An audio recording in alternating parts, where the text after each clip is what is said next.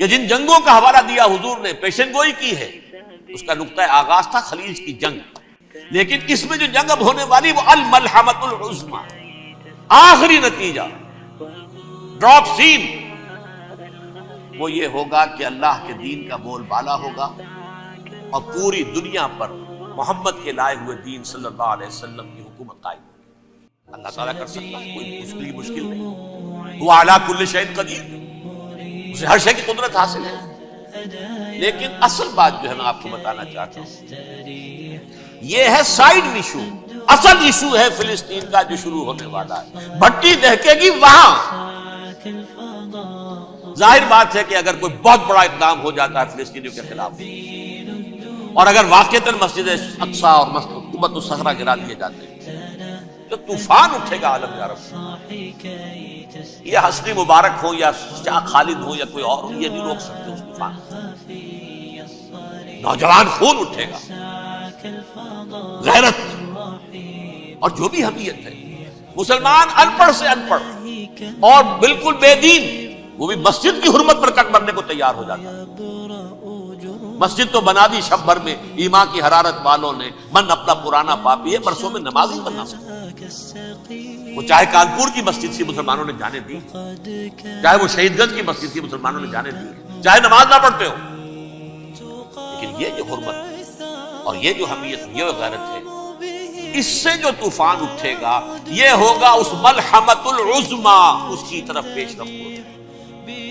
کتاب الملاحم سے احادیث کے حوالے سے کہ جن جنگوں کا حوالہ دیا حضور نے، پیشن گوئی کی ہے، اس کا نقطہ آغاز تھا خلیج کی جنگ۔ صدام حسین نے اسے کہا تھا یہ مدر آف وارز ہے، ام المحارب، یہ ایک جنگ نہیں ہے۔ اس کا نقشہ بھی حدیث میں موجود ہے، پیشن گوئی موجود ہے، اس وقت بھی ہم نے شائع کی تھی۔ لیکن اس میں جو جنگ اب ہونے والی وہ الملحمۃ العظمی، ملحمہ کسے کہتے ہیں؟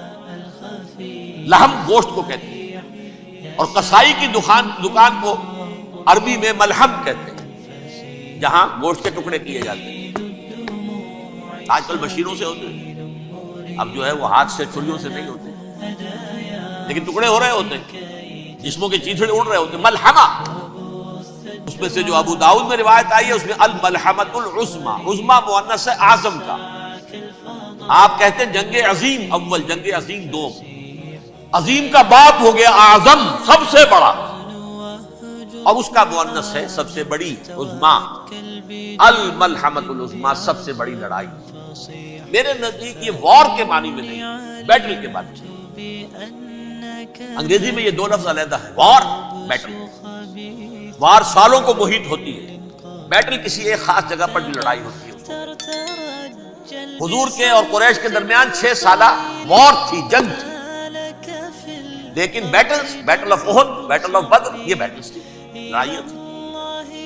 تو عظیم ترین جنگ شاید اس اعتبار سے نہ ہو جیسے کہ ورلڈ وار 1 اور ورلڈ وار 2، یعنی اس کی وسعت کا اتنا معاملہ نہیں اور طوالت کا نہیں، لیکن جو لڑائی جو ہے بیٹل ہونی ہے، جس کو کہ یہ لوگ، یا چونکہ میں نے کہا تھا شروع میں کہ سرما ہے میری آنکھ کا خاک حجاز و ہول قدس، نیو ٹیسٹمنٹ کی آخری کتاب ہے the book of revelation, revelation of saint John, اس میں آرمگڈون کہا گیا ہے۔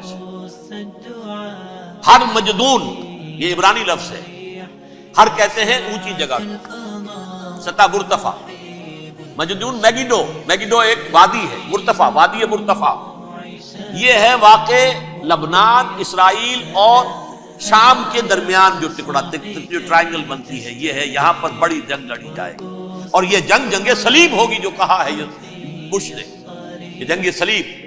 سیکنڈ ملینیم شروع ہوئی تھی تو پہلی صلیبی جنگ ہوئی تھی، تھرڈ ملینیم شروع ہوا ہے، یہ سیکنڈ صلیبی جنگ ہے، یہ کروسیڈ۔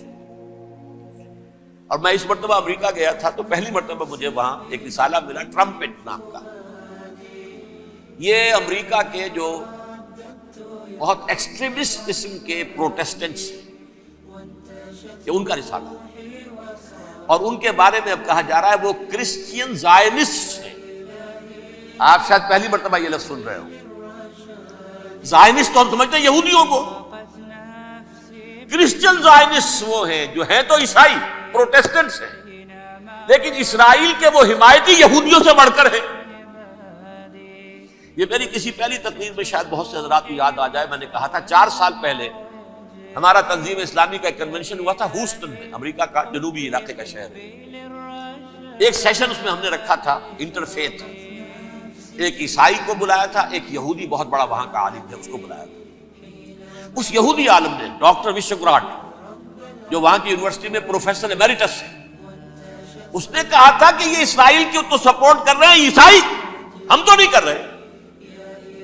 جو پریکٹسنگ یہودی ہیں وہ زیادہ اسرائیل کے حق میں نہیں تھے، یہ تو سن 67 کے بعد انہوں نے اسرائیل کو تسلیم کیا ہے۔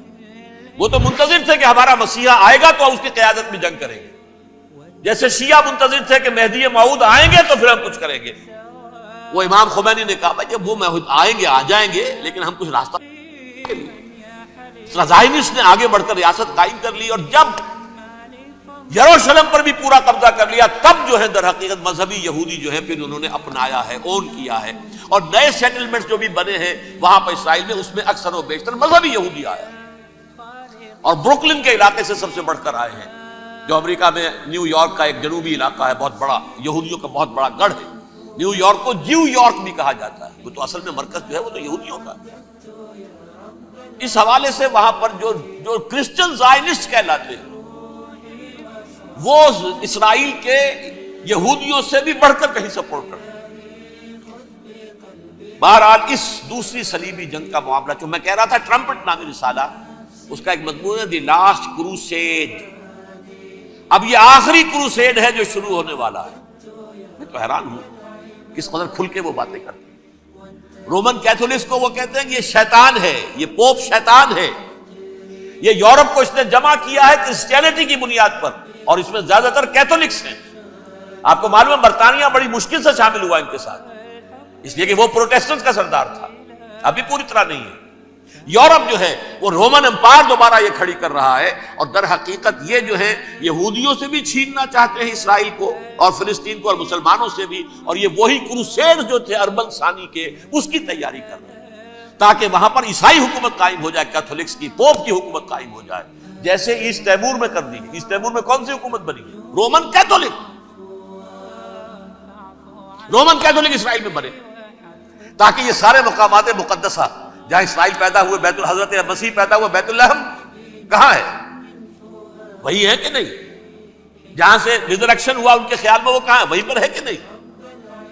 بڑے بڑے گرجے ان کے وہی ہیں۔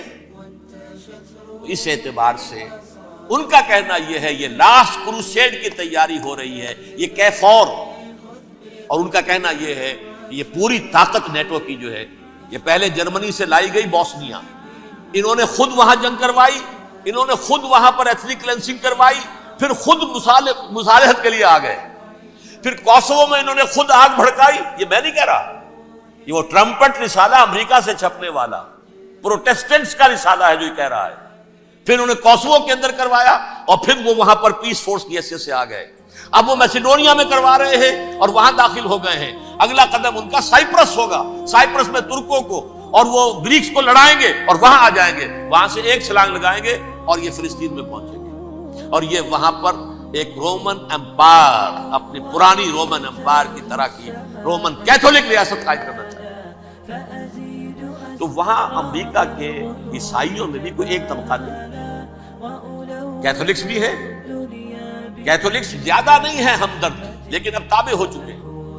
اسحاق ریبین نے جب یہ پیس ٹاک شروع ہوئی تھی، آپ کو یاد ہوگا شاید، کہ جب وہ آیا تھا واشنگٹن سے واپس فلسطین اسرائیل، تو پہلے روم میں رکا for an audience with the pope, اور پوپ کو اس نے ایک مرتبان سا پیش کیا تھا، حضرت سلیمان علیہ السلام کے زمانے کا مرتبان، اور کہا تھا دیکھیے 3000 برس تک ہم نے اس کی حفاظت کی ہے، اب یہ میں آپ کے حوالے کر رہا ہوں۔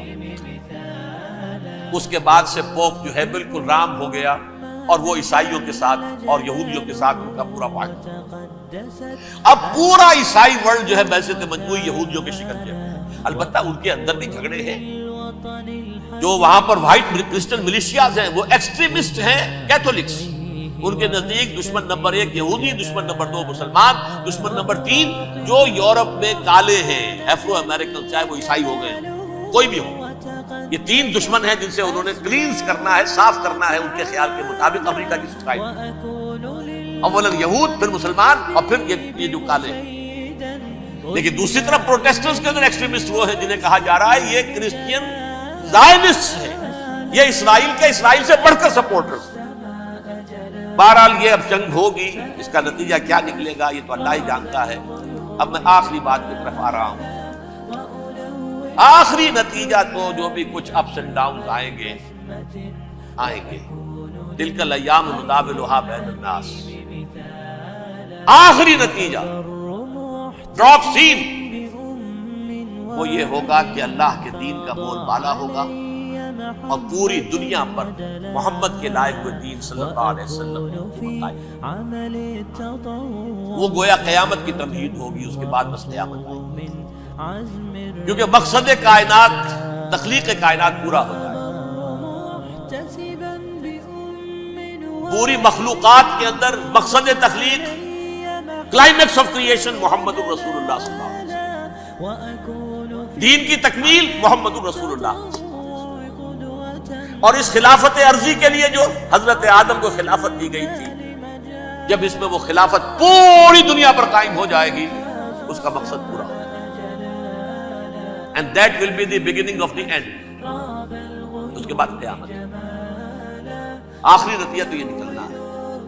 اس سے پہلے سزائیں ہمیں بھی مل رہی ہیں. اور یہاں میں کانٹے کی بات جو چھوڑ گیا تھا اس کو بیان کر دوں. اللہ نے اس مغضوب علیہ قوم کو، اس ملعون قوم کو کیوں اب تک چھوڑ دیا؟ میں بتا چکا ہوں یہ بڑے عذاب کے مستحق ہو چکے تھے حضرت عیسیٰ علیہ السلام کے بعد. چھوٹتی ہے ابھی تک، بلکہ ایک مرتبہ ابھارا ہے. 1900 برس کے بعد ابھرے ہیں یہ. بالفور ڈیکلریشن 1917 سن 70 عیسوی کے بعد، تقریباً 1900 برس، 1850 برس تو نہیں گزرے. پھر creation of Israel 1948، 1967 extension of Israel, Jerusalem پر قبضہ. یہ سارا جو ہے کیوں ہے؟ اللہ تعالیٰ اس خیر امت محمد صلی اللہ علیہ وسلم اس کے بہترین حصے کو سزا ان ملعونوں کے ہاتھوں دے. کیوں؟ جو جرم انہوں نے کیا تھا وہی ہم نے کیا. انہوں نے اللہ کی کتاب کو پیٹھ کے پیچھے پھینکا. نبذ فریق من الذین اوتوا الکتاب کتاب اللہ وراء ظہورہم. ہم نے اپنی پیٹھوں کے پیچھے پھینکا نہیں. کولونیل رول سے آزاد ہوئے، کہیں اسلامی قانون نافذ کیا، کہیں اسلامی نظام قائم کیا. تو جو جرم ان کا تھا وہی ہمارا. اور ہم خیر امت ہیں، اور ہمارے میں سے خیر ترین عرب ہیں. ان پر اللہ کا فضل، ان کی مادری زبان میں اللہ کی کتاب موجود ہے. پھر انہوں نے اللہ کے دین کو پیٹھ دکھائی. جو ملک آزاد ہوا کولونیل رول سے، یا اس نے قبلہ کر لیا اپنا ماسکو کی طرف یا کر لیا واشنگٹن کی طرف. کسی نے مکے کو قبلہ بنایا. یہ بدترین سزا ہے. ویل للعرب من شر قد اقترب. اور ترمذی شریف میں تو یہاں تک روایت ہے من اقتراب الساعۃ ہلاک العرب. قیامت کے قرب کی ایک نشانی یہ بھی ہوگی کہ عرب ہلاک ہو گئے. ایک حدیث میں الفاظ آتے ہیں، حضور نے جب کہا یہ ہوگا یہ ہوگا یہ ہوگا، یہ بربادی آئے گی، تو کسی زوجہ محترمہ نام میں بھول رہا ہوں، انہوں نے پوچھا کہ عرب اس دن کہاں ہوں گے؟ فرمایا العرب یومئذ قلیل. آخری خاتمہ ہونا ہے یہود کا حضرت مسیح علیہ السلام کے ہاتھوں. وہ عذاب جو 2000 برس تک ان سے ڈلا رہا وہ آئے گا، اور ان کے رسول ہی کے ہاتھوں آئے گا. لیکن اس سے پہلے مسلمانوں پر یہ عذاب آ رہا ہے، ہولوکاسٹ کے درجے کا عذاب آ رہا ہے. البتہ ہم پاکستانی اس میں یوں سمجھ لیجئے کہ وہ تو خبریں موجود ہیں احادیث میں، وہاں تو جو ہونا ہے. اتنے انسان مریں گے، اتنے انسان مریں گے کہ ایک پرندہ جو ہے اڑتا چلا جائے گا، وہ نہیں چاہے گا کہ نیچے اترے تو کسی لاش پر اترے. اسے جگہ نہیں ملے گی زمین خالی کر کہیں اتر سکے، تھک ہار کر گرے گا، مرے گا تو بھی لاش کے اوپر گرے گا۔ یہ الفاظ ہیں صلی اللہ علیہ وسلم، الملحمۃ العظمی الملحمۃ الکبریٰ، یہ لاسٹ کروسیڈ۔